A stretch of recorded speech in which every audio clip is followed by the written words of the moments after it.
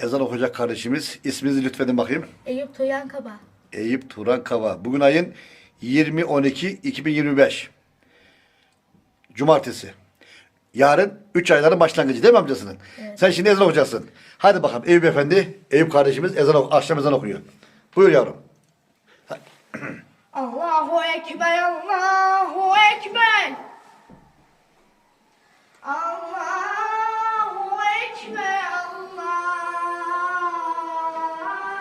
Ekber. Eşhedü en la ilahe illallah.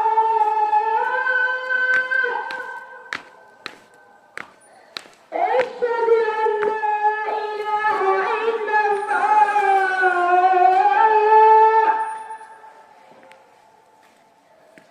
Eşhedü enne Muhammeden Resulullah. Eşhedü enne Muhammeden Resulullah.